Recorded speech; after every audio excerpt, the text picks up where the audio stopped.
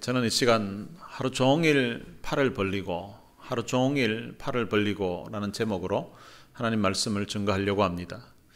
어떤 분이 친구를 전도하고 싶었습니다. 그래서 그 친구의 영혼을 가슴에 품고 그 친구의 영혼 구원을 위해서 기도했습니다. 오랜 기도 끝에 친구에게 교회 가자고 말을 했습니다. 그렇게 말을 했더니 그 친구가 교회에 나오기로 했습니다. 드디어 주일날 그 친구가 교회에 왔습니다. 그런데 보니까 와이셔츠 주머니에 담배를 꽂은 채로 친구가 교회를 나온 것입니다. 그래도 비록 주머니에 담배를 꽂은 채로 왔지만 교회에 오겠다고 말을 하고 그 약속한 대로 교회에 온 것이 너무 고마웠습니다. 앞자리에 앉으면 더 많은 은혜를 받을 것 같아서 그 친구와 앞자리에 앉았습니다. 그리고는 그 친구를 위해서 마음으로 기도하면서 같이 예배를 드렸습니다. 하나님, 제발 이 친구 오늘 은혜 받게 해주세요. 내가 받았던 하나님의 사랑, 내가 받았던 그 십자가의 사랑, 이 친구도 좀 꼭 오늘 깨닫게 해주세요. 큰 은혜 받게 해주세요. 라고 마음으로 기도하면서 함께 예배를 드렸습니다. 드디어 이제 목사님의 설교가 시작되었습니다. 친구가 목사님이 전하는 그 하나님의 말씀을 들으면서 은혜를 받기 시작했습니다. 이 친구가 은혜를 받더니 와이셔츠 주머니에 있던 그 담배를 꺼내가지고 뒷주머니로 넣었습니다. 조금 더 지나고 나니까 그 친구의 눈에 눈물이 흘러내리기 시작했습니다. 그 다음에는 이 친구가 훌쩍훌쩍 거리더니 주머니에 있는 손수건을 꺼내가지고 눈물을 닦기 시작했습니다. 기도했던 대로 그 친구가 그날 많은 은혜를 받게 되었습니다. 이제 예배가 다 끝났습니다. 성도들이 한 사람 두 사람 다 이제 교회 본당을 나가서 집으로 다 돌아갔습니다.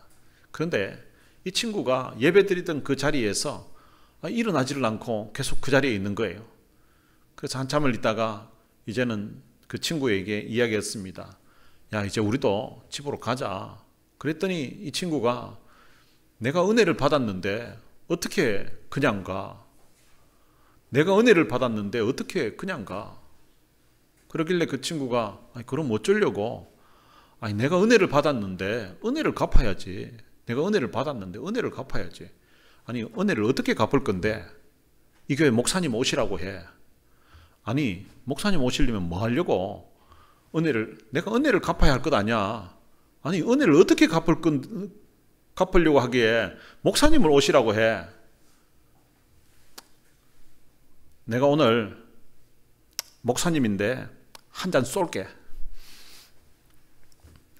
오늘 이 예배 시간에 은혜를 받은 후에 교회에 처음 나와서 자기가 어떻게 그 감사할 줄 몰라가지고 바깥에 있을 때는 좋은 일 있으면 한 잔 쏜다고 했던 것처럼 그 표현하는 방법을 몰라서 목사님께 한 잔 쏜다고 했던 그 친구가 받았던 그 진한 하나님의 사랑을 여러분들도 한번 경험해 보시기를 주님의 이름으로 축원합니다.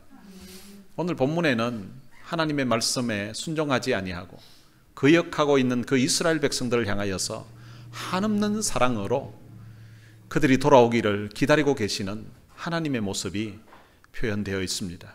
오늘 본문 21절에 보면 이스라엘에 대하여 이르되 순종하지 아니하고 거슬러 말하는 백성에게 내가 종일 내 손을 벌렸노라 하였느니라 라고 기록되어 있습니다. 21절 시작 부분에 보면 하나님의 사랑의 대상이 나옵니다. 그 하나님의 사랑의 대상은 바로 이스라엘입니다. 이스라엘은 세상 많은 나라 가운데서 하나님의 선택받은 나라입니다. 그런데 이들이 하나님께 순종하지 아니하고 거슬러 말하였다는 것입니다. 이 거슬러 말하였다는 것은 거역했다는 것입니다. 이스라엘은 하나님의 말씀에 불순종하고 거역했던 백성이었습니다. 이스라엘의 과거를 돌아보면 이들은 세상 가운데서 남다른 하나님의 사랑을 받은 나라입니다. 하나님께서 세상 많은 나라들 가운데 특별히 이 이스라엘을 선택하시고 그들에게 사랑을 쏟아 부어줬습니다. 그 하나님의 사랑은 이스라엘이 어릴 때부터 시작되었다라고 성경은 우리에게 알려주고 있습니다. 이스라엘이 어렸을 때에 그들이 어디에 있었는가 하면 그들은 애굽에서 바로의 학대 속에 고통당하면서 신음하면서 살고 있었습니다. 그때에 하나님이 그들을 사랑하여 그들을 하나님의 아들로 삼았던 것입니다. 하나님이 친히 그들의 아버지가 되어 주신 것입니다. 하나님은 이스라엘에게 하나님의 영광을 보여주었습니다. 하나님의 능력을 그들에게 보여주신 것입니다. 하나님께서 애굽에서 고생하는 그 이스라엘 백성들을 구원하시기 위해서 애굽 땅에 10가지 재앙을 내렸습니다. 그러나 이스라엘 백성들은 그들이 살고 있었던 고센 땅에서 그 재앙을 피할 수 있도록 하나님이 길을 열어 주셨던 것입니다. 마지막 10번째 재앙은 애굽에 처음 난 모든 것이 죽는 장자의 죽음이었습니다. 애굽 사람들의 집집마다 있는 첫 번째 아들 장자가 다 죽었습니다. 그때에도 이스라엘 집에는 죽음의 사자가 그 집을 그냥 지나가도록 하나님이 길을 열어주시고 은혜를 베풀어 주셨던 것입니다. 하나님 앞에 그렇게 완악하게 버티던 바로 왕이 모든 장자가 죽는 일로 인하여서 하나님 앞에 드디어 항복을 하게 됩니다. 그리하여서 이스라엘 백성이 애굽에서 해방되어서 자유를 얻게 된 것입니다. 이스라엘 백성들은 10가지 재앙을 통하여 하나님의 능력을 그들의 눈으로 목격했습니다. 그리고 하나님의 능력으로 홍해를 기적 가운데 건넜습니다. 그들을 추격해오던 애굽의 바로의 군대는 홍해에서 전멸당했습니다. 하나님께서 광야에서 먹을 것이 없을 때에 40년 동안 그곳에서 생존할 수 있도록 그들을 돌보아 주셨습니다. 먹을 것이 없는 광야에서 40년 동안 하나님이 만나를 그들에게 공급해 주셨습니다. 그리고 고기가 먹고 싶다고 하니까 메추라기 떼를 보내주셔서 그들로 하여금 고기를 먹을 수 있도록 은혜를 베풀어 주셨습니다. 광야는 물이 없는 곳입니다. 물이 없는 그곳에 반석을 쪼개어서 물이 반석에서 강같이 흘러나오도록 하나님이 역사하셨습니다. 그리고 낮에는 구름 기둥으로 더위를 피할 수 있도록 하나님이 은혜를 베풀어 주셨습니다. 그리고 밤에는 불기둥으로 추위를 견딜 수 있도록 하나님이 은혜를 베풀어 주셨습니다. 하나님이 광야에서 그들을 만나주시고 그들을 팔로 안으시고 그런 말을 시켜주시고 보호해 주시고 인도해 주셨습니다. 하나님께서 이스라엘 백성들에게 하나님의 말씀인 십계명과 율법을 주셨습니다. 하나님의 말씀을 주셔서 다른 민족과는 달리 하나님의 뜻이 무엇인지를 그들로 하여금 알게 하셨습니다.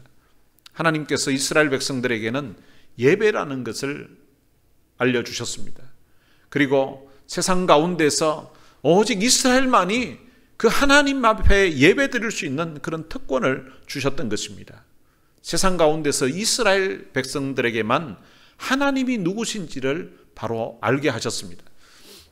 그리고 그 하나님 앞에 나아가서 하나님을 섬기며 예배할 수 있도록 길을 열어 주셨던 것입니다. 이방인들은 천지 만물을 지으신 하나님이 누구신지도 모릅니다. 그래서 그들은 피조물을 신으로 알고 그 앞에 절을 합니다. 그리고 자기들이 형상을 만들어 놓고 이것이 신이라고 하면서 그 앞에 절을 하고 그 앞에 예배합니다. 그런데 이스라엘 백성들에게는 하나님을 알게 하시고 하나님의 영광을 그들에게 보여주시고 하나님의 능력을 그들에게 보여주셨습니다. 그리고 하나님이 정하신 그 장소에 나와서 하나님 앞에 예배할 수 있도록 은혜를 베풀어 주셨던 것입니다. 하나님께서 이스라엘 백성들에게 언약을 주셨습니다. 하나님께서 이스라엘 백성들에게 가나안 땅을 주시겠다고 약속하셨고 그리고 그들을 통하여서 하나님이 제사장 나라로 삼아서 열방을 하나님께로 돌아오게끔 하시겠다고 약속하셨습니다. 그리고 하나님이 그 이스라엘과 영원히 함께 하시겠다고 하나님이 약속하신 것입니다. 이스라엘 백성들이 받았던 이런 하나님의 사랑을 세계 어느 나라도 받은 적이 없었습니다. 이스라엘은 세계 어느 나라도 받지 못했던 특별한 하나님의 사랑, 특별한 하나님의 은혜를 받았던 나라이고 민족입니다. 하나님은 이스라엘의 아버지가 되셔서 그들을 사랑하셨고 그들을 돌보아 주셨습니다. 이스라엘 백성들이 가나안 땅으로 들어갈 때에는 요단 강물이 멈추게 하여서 그 범람하던 강이 멈추게 되고 마르게 됨으로 말미암아 그들이 마른 땅을 걸어서 요단 강을 지나게 하셨습니다. 그리고 하나님이 여리고성을 정복할 때에도 하나님이 기적을 베풀어 주셨습니다. 전쟁을 하지 않은 채 6일 동안 하루에 한 바퀴씩, 그리고 마지막 7일째에는 7바퀴를 돌고 소리를 함께 지르게 하니까 그 외치는 그 소리와 함께 그 성이 무너지는 그런 놀라운 기적이 일어났습니다. 그래서 이 여리고성이 무너진 이것은 주일학교에서도 성경 퀴즈도 나오고 주일학교에서도 아이들에게 마치 이야기처럼 이렇게 해줄 수 있어서 교회 다니는 주일학교 아이들이면 여리고성이 무너진 이 사건을 다 알게 됩니다. 한 번은 어느 교회 담임 목사님이 주일학교 한 아이에게 그냥 퀴즈 삼아 아이에게 물었습니다. 그 아이에게 너 여리고성을 누가 무너뜨렸는지 아니? 이렇게 물었더니 이 아이가 갑자기 심각해지더니 목사님, 그 제가 안 무너뜨렸는데요. 이렇게 이야기했습니다. 여리고성을 누가 무너뜨린지 아니 물었더니 그 정도는 우리 교회 다니면 다 할 줄 알았는데 얘가 제가 안 무너뜨렸다 이러니까 이게 도대체 이게 주일학교에서 성경을 제대로 가르쳤나 안 가르쳤나, 이게 이제 목사님이 좀 의심이 들어서 그 아이 담당하고 있는 선생님에게, 교사에게 물었습니다. 아니, 이 학생이 여리고성을 누가 무너뜨렸냐고 물었더니 자기가 안 무너뜨렸다고 하는데 선생님은 이 문제를 어떻게 생각하시냐고 이렇게 물었더니 목사님, 그 아이가 아주 착한 아이거든요. 목사님이 개인적으로 불러서 조용히 물어보시면 아마 그 아이가 솔직하게 말할 것 같습니다. 이렇게 이야기했어요. 그 이야기를 듣고 나니까 이게 더 기가 찬 거예요. 그래서 부장 장로님에게 그 상황을 이야기했습니다. 그 상황을 이야기했더니 이 장로님이 목사님, 여리고성 복원하는 문제는 다음 당회에서 다루기로 하죠. 이렇게 이야기를 했다고 합니다. 하나님께서 여리고성을 무너뜨려 주셨습니다. 그리고 젖과 꿀이 흐르는 가나안 땅을 그들에게 선물로 주셨습니다. 그들의 힘으로 정복할 수 있는 땅이 아니었습니다. 그런데 하나님이 그들에게 특별한 은혜를 베풀어 주신 것입니다. 그들이 짓지 않은 집에서 살게 하셨습니다. 그리고 그들이 심지 않은 과실을 먹게 하셨습니다. 하나님께서 이스라엘에게 한없는 은혜를 베풀어 주신 것입니다. 그들에게 살 길을 열어주었습니다. 이스라엘 백성들은 젖과 꿀이 흐르는 그 약속의 땅, 그 축복의 땅 가나안에서 하나님께 받은 그 은혜를 생각하면서 이제는 자유의 몸으로 하나님 앞에 감사하며 하나님을 섬기면서 살도록 부름을 받았던 것입니다. 그런데 이스라엘은 그들이 받았던 그 하나님의 은혜를 잊어버리고 그 축복의 땅 가나안에서 하나님을 제대로 섬기지도 않았고 하나님 앞에 예배드리지도 않았습니다. 이스라엘 백성들은 하나님이 주신 그 축복의 땅에서 하나님이 아닌 다른 신들을 섬겼습니다. 이스라엘 백성들은 그 가나안 원주민들이 섬기고 있었던 바알 신과 아세라 신을 그들의 신으로 섬기게 된 것입니다. 이스라엘 백성들이 추수를 하고 나면 그들은 하나님을 찾지 않고 바알 신과 아세라 신을 찾아가서 그 앞에 절하며 제사하였던 것입니다. 바알 신과 아세라 신에게 절하면서 이가 우리를 애굽에서 인도해 낸 신이라고, 그리고 이가 우리에게 곡식을 준 신이라고 하면서 제사를 드렸던 것입니다. 하나님께서 그들에게 선지자들을 보냈습니다. 선지자들이 그들을 향하여서 외쳤습니다. 여호와께로 돌아오라고, 여호와께로 돌아오라고 외쳤던 것입니다. 오늘 본문 16절에 보면 그들이 다 복음을 순종하지 아니하였도다 라고 기록되어 있습니다. 선지자들이 전했던 그 말씀에 아무도 순종하지 않았고 아무도 그 말씀을 믿지 않았다는 것입니다. 18절에 보면 선지자들이 외친 소리가 온 땅에 퍼졌고 그 말씀이 땅끝까지 이르렀도다라고 그렇게 기록되어 있습니다. 선지자들이 외친 소리가 온 땅에 퍼졌음에도 불구하고 이스라엘 백성들은 하나님의 말씀에 귀를 기울이지 않았습니다. 그들은 선지자들이 여호와께로 돌아오라고 외침에도 불구하고 어느 누구도 하나님께로 돌아오는 자가 없었습니다. 하나님께서 계속해서 선지자들을 보내어서 여호와께로 돌아가자고, 여호와께로 돌아오라고 그렇게 외쳤습니다. 그런데 여호와께로 돌아오라고 부르면 부를수록 그들은 더 하나님을 멀리 떠나갔다고 성경은 우리에게 알려주고 있습니다. 여호와께로 돌아오라고 선지자들이 외치니까 그 소리가 듣기 싫어서 이스라엘 백성들은 자신들의 귀를 막았습니다. 그리고 그럼에도 불구하고 계속해서 여호와께로 돌아오라고 외치니까 선지자들을 때렸고 심지어는 그 외치는 선지자들을 죽이기까지 했습니다. 하나님께서 이스라엘의 아버지가 되셔서 애굽에서 종살이하던 이스라엘을 구원해 주시고 그들을 사랑으로 안아주시고 그들을 키워주시고 그들을 보호해 주셨습니다. 아니, 하나님은 이스라엘을 사랑한 것 외에는 다른 것이 한 것이 없다라고 표현할 만큼 이스라엘에게 특별한 은혜를 베푸시고 그들을 사랑하셨던 것입니다. 그런데 이스라엘은 하나님께 받은 은혜를 잊어버리고 하나님을 등지고 점점 더 멀리 떠나갔던 것입니다. 이스라엘 백성들이 하나님의 은혜를 잊어버리고 멀리 떠났을 때에 하나님께서 그들을 징계하셨습니다. 그들에게 징계를 가하면 그들이 받는 그 징계 때문에 그 고난을 인하여서 하나님께로 돌아올 줄 기대하고 그렇게 징계를 가하신 것입니다. 먼저는 그들이 살고 있는 땅에 기근을 보냈습니다. 그들이 먹고 있는 양식이 끊어지게 하였던 것입니다. 그러나 이스라엘 백성들은 양식이 끊어졌음에도 불구하고 하나님을 찾지 않았고 하나님께로 돌아오지 않았습니다. 그 다음에는 하나님께서 주변에 있는 나라들을 채찍으로 사용하셨습니다.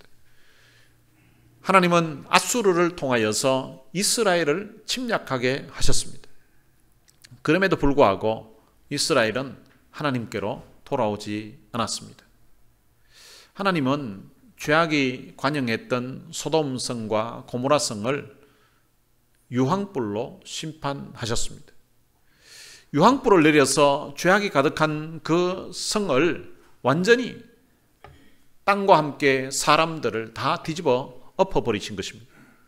그런데 하나님께서는 범죄한 이스라엘을 향하여서는 그렇게 소돔처럼 고모라처럼 뒤집어 엎을 수가 없다고 하셨습니다. 호세아서 11장 8절에 보면 이런 말씀이 있습니다. 에브라임이여 내가 어찌 너를 놓겠느냐, 이스라엘이여 내가 어찌 너를 버리겠느냐, 내가 어찌 너를 아드마같이 놓겠느냐, 어찌 너를 스보임같이 두겠느냐, 내 마음이 내 속에서 돌이키어 나의 긍휼이 온전히 불붙듯 하도다 라고 기록되어 있습니다. 에브라임은 북이스라엘의 대표적인 지파입니다. 그러니까 앞에 있는 에브라임이나 그 다음 나오는 이스라엘이나 동일한 의미입니다. 이스라엘이 비록 범죄하였지만 하나님이 이스라엘을 놓을 수가 없다는 것입니다. 이스라엘이 범죄했지만 하나님이 버릴 수가 없다는 것입니다. 즉 하나님이 이스라엘을 포기할 수가 없다는 것입니다. 아드마같이 놓을 수가 없다는 것입니다. 스보임같이 그냥 둘 수가 없다는 것입니다. 이 아드마와 스보임은 우리들에게 좀 생소한 그런 지명인데요. 이 아드마와 스보임은 소돔과 고모라 성이 멸망할 때에 그 옆에 있던 성으로 같이 멸망했던 성입니다. 그러니까 이 아드마와 스보임 대신 소돔과 고모라를 넣어서 읽으면 그 의미가 동일합니다. 소돔처럼 고모라처럼 하나님이 이스라엘 백성들이 범죄했음에도 불구하고 유황불로 그들을 뒤집어 엎을 수가 없다는 것입니다. 그래서 하나님이 어떻게 하셨는가 하면 내 마음이 내 속에서 돌이키어 나의 긍휼이 온전히 불붙듯 하도다 라고 그렇게 말씀하셨습니다. 내 마음이 내 속에서 돌이켰다는 말은 내 마음을 뒤집어 엎었다는 거예요. 그 이유가 뭔가 하면 나의 긍휼이 온전히 불붙듯 하도다. 하나님이 그 이스라엘을 향한 그 사랑이, 그들을 불쌍히 여기는 마음이 하나님 마음에서 불붙듯이 올라와서 하나님이 자기 마음을 뒤집어 엎었다는 것입니다. 사실은 하나님께서는 범죄한 이스라엘을 향하여서, 하나님의 은혜를 저버리고 떠나갔던 그 이스라엘을 향하여서 그들을 뒤집어 엎었어야 했는데, 그런데 하나님이 그들을 뒤집어 엎지 아니하시고 하나님이 자기 마음을 뒤집어 엎었다는 것입니다. 사실은 죄악이 가득한 그 가나안 땅을 마치 소돔과 고모라처럼 하나님이 범죄한 이스라엘 백성들을 함께 뒤집어 엎었어야 됐는데, 하나님께서는 자기의 마음을 뒤집어 엎으셨다는 것입니다. 하나님께서 자기의 마음을 뒤집어 엎은 사건이 있습니다. 그것이 무엇인가 하면 바로 십자가 사건입니다. 십자가 사건은 죄인된 인생들을 구원하시기 위해서 하나님께서 자기의 마음을 뒤집어 엎으신 사건입니다. 자기의 하나밖에 없는 아들을 십자가에 죽이시고 하나님의 그 백성들을 구원하신 것입니다. 이와 같은 사랑이 호세아서에서는 이렇게 표현되어 있습니다. 호세아가 창기였던 고멜을 사랑했다는 것입니다. 여러분, 선지자가 창기와 함께 결혼해서 사역한다는 것은 이게 있을 수 없는 그런 상황입니다. 그런데 그 창기와 함께 결혼해서 그 창기를 사랑을 하게 됩니다. 그런데 그 고멜에게서 3명의 자식이 태어났습니다. 3명의 자식이 태어난 상황에서도 이 고멜은 다른 남자에게로 떠나갔습니다. 그런데 하나님께서 호세아를 향하여서 떠나갔던 그 아내를 다시 맞아들이라는 것입니다. 다른 남자에게로 간 것인데 그럼에도 불구하고 데려오라는 것입니다. 그런데 그 자녀들의 이름을 보면 사실은 그 3 자녀도 호세아의 자녀라고 보기가 어려운 상황입니다. 그럼에도 불구하고 지금까지 품고 사랑하고 기다렸었는데, 그런데 3 자식을 두고 또 다른 남자에게로 떠나간 것입니다. 그럼에도 불구하고 하나님은 호세아에게 가서 그 아내를 값을 지불하고 데려오라고 하는 것입니다. 바로 호세아가 그 고멜을 사랑한 것 같은 그런 사랑이 바로 하나님의 사랑이라는 것입니다. 어떻게 보면 도무지 사랑할 가치가 없고 사랑할 수 없는 그런 존재인데, 그럼에도 불구하고 네가 가서 사랑하고 다시 데려오라는 것입니다. 하나님이 바로 그런 심정으로 이스라엘 백성들을 다시금 품고 사랑하고 있다는 것을 말하고 있는 것입니다. 하나님의 이 사랑을 오늘 본문 21절에서는 내가 종일 내 손을 벌렸노라고 표현하고 있습니다. 하나님께 받은 은혜를 다 잊어버리고 순종하지 아니하고 거역하는 그 백성을 향하여서 하나님께서 하루 종일 손을 벌렸다는 것입니다. 쉬운 성경이라고 있는데요, 그 쉬운 성경에서는 나는 하루 종일 내 손을 내밀었다고 기록되어 있습니다. 나는 하루 종일 내 손을 내밀었다는 것입니다. 마치 아이가 그 걸음마를 할 때에 그 아이에게 이제 오라고 손을 내밀고 있는 것처럼 하루 종일 내 손을 내밀었다는 것입니다. 현대인의 성경에서는 이렇게 번역되어 있습니다. 하루 종일 내 팔을 벌렸다. 하루 종일 내 팔을 벌렸다는 것입니다. 하루 종일 손을 내밀고 계신 분이 계십니다. 그리고 하루 종일 2 팔을 벌리고 계신 분이 있습니다. 그분이 바로 우리 아버지 하나님이십니다. 그분은 아들을 안아주려고 하루 종일 2 팔을 벌리고 기다리고 계신다고 오늘 본문은 우리에게 표현하고 있습니다. 그것도 순종하는 사랑스러운 아들을 기다리기 위해서 하루 종일 팔을 벌리고 계신 것이 아니라 순종하지 아니하고 거역하는 아들을 향하여서 하루 종일 두 팔을 벌리고 기다리고 계신다는 것입니다. 이렇게 기다리시는 아버지의 모습이 누가복음 15장에는 너무나 잘 표현되어 있습니다. 누가복음 15장에 보면 둘째 아들이 아버지에게 자기 몫을 달라고 요구를 합니다. 그리고는 자기 아버지로부터 받았던 그 재산을 현금으로 바꾸어서 그는 먼 나라로 떠나갔습니다. 그가 가진 모든 돈을 허랑방탕한 생활을 하는데 사용했습니다. 그래서 그는 그가 가진 모든 재산을 다 탕진해 버리게 되었습니다. 그 땅에 기근이 임했습니다. 그는 그곳에서 먹고 살기 위해서 돼지치는 일을 하였다고 성경은 기록하고 있습니다. 원래 유대인들은 돼지치는 일을 하지 않았습니다. 돼지 자체가 부정한 짐승이라고 간주되었기 때문에 돼지를 가까이 하지 않았던 것입니다. 그런데 그곳에서 자기가 할 수 있는 일이라고는 아마 돼지치는 일밖에 없었던 것 같습니다. 그가 일을 해서 받은 돈으로 그의 허기진 배를 채우려고 했는데 그가 돼지치는 일을 통하여서 받은 돈으로는 자기의 허기진 배도 제대로 채울 수가 없었습니다. 그는 자존심을 철저하게 짓밟혀가면서 돼지치는 일까지 했지만 허기진 배를 채우지 못하는 그런 신세로 전락하고 말았던 것입니다. 그래서 돼지가 먹는 지엄 열매로라도 자기의 허기진 배를 채우고자 하였지만 그것마저도 주는 자가 없었다고 성경은 기록하고 있습니다. 탕자는 더 이상 버틸 수가 없는 인생의 막다른 길에 도달하게 되었습니다. 굶주림과 고독이라는 것이 그로 하여금 아버지가 생각나게끔 만들었습니다. 그는 굶주림과 고독 속에서 아버지 집이 생각이 났었고 그리고 아버지가 생각이 났습니다.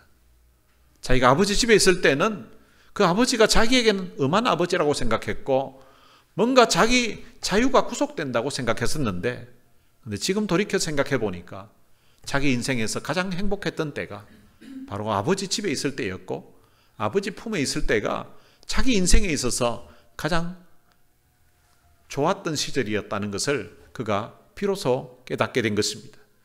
그래서 그는 아버지 집으로 돌아가기로 결심을 합니다. 탕자가 결심하고 아버지 집으로 이제 돌아갑니다. 그런데 한편 아버지는 아들이 떠나간 그날부터 아들이 돌아오기를 기다리고 있습니다.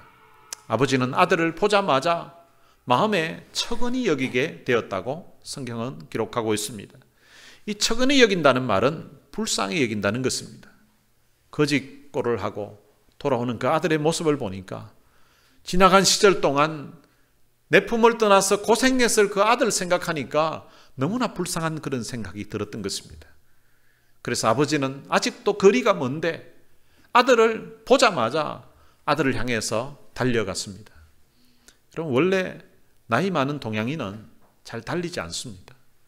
그런데 누가복음에 나오는 그 아버지는 아들을 보자마자 아들을 향하여서 달려갔다고 성경은 기록하고 있습니다.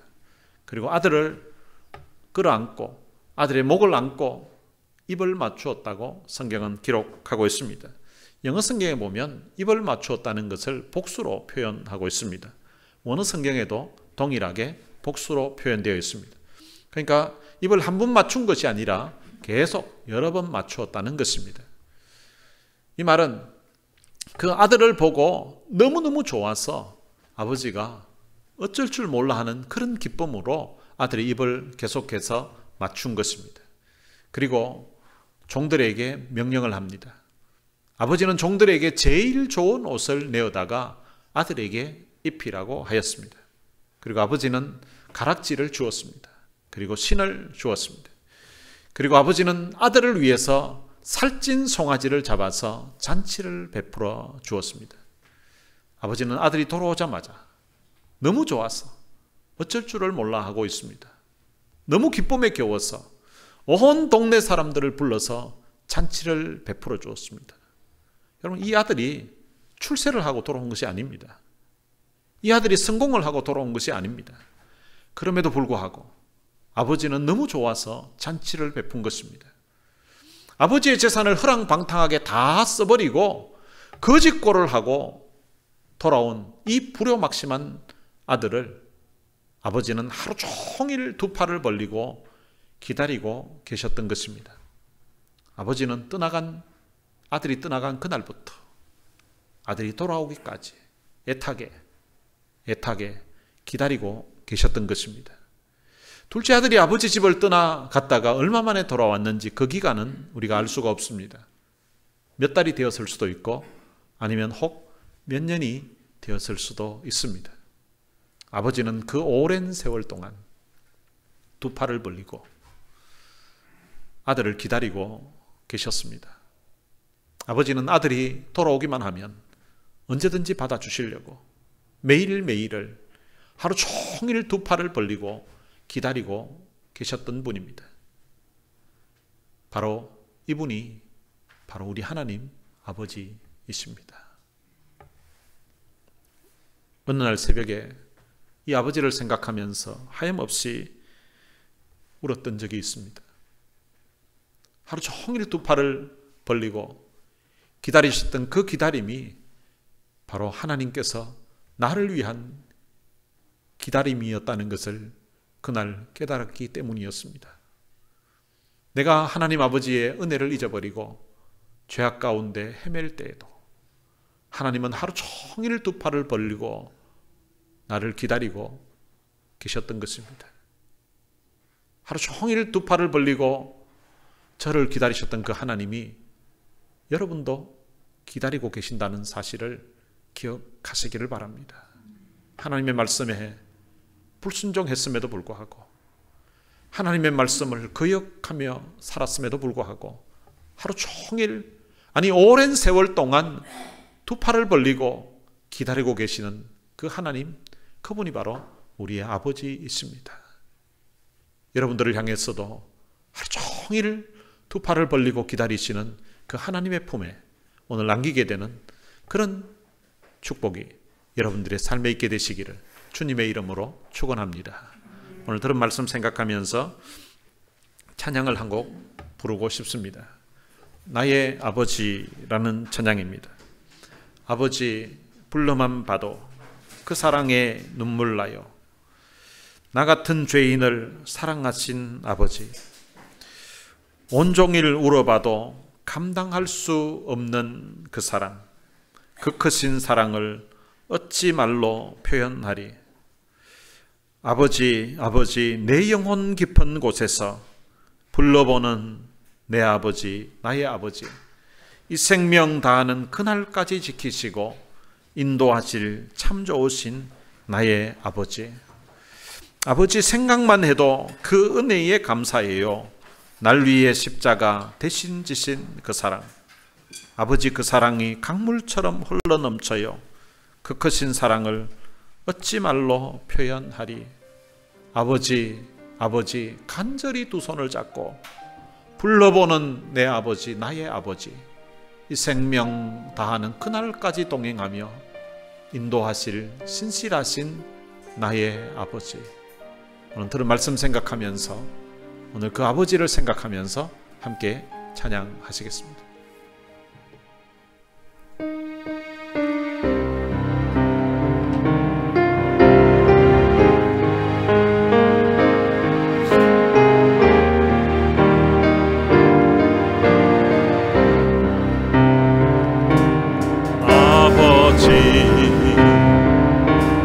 불러만 봐도 그 사랑에 눈물 나요.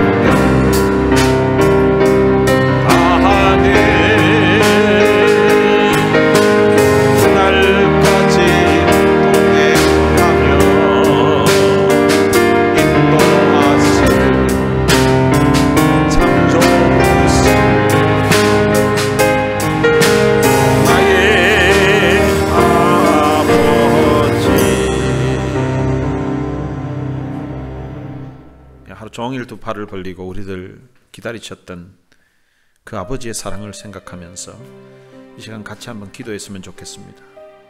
혹시 거역했던 것 생각나시면, 불순종했던 것 생각나시면 회개하면서 기도했으면 좋겠습니다. 기도하는 가운데 하루 종일 두 팔을 벌리고 기다리시는 그 아버지의 사랑에 오늘 여러분들의 마음이 녹아지는 그런 은혜가 있게 되시기를 바랍니다. 우리 다 같이 통성으로 기도하시겠습니다. 살아계신 아버지 하나님, 은혜를 감사합니다. 나라 가운데 하나님이 이스라엘을 선택하신 것처럼 하나님이 많은 나라 가운데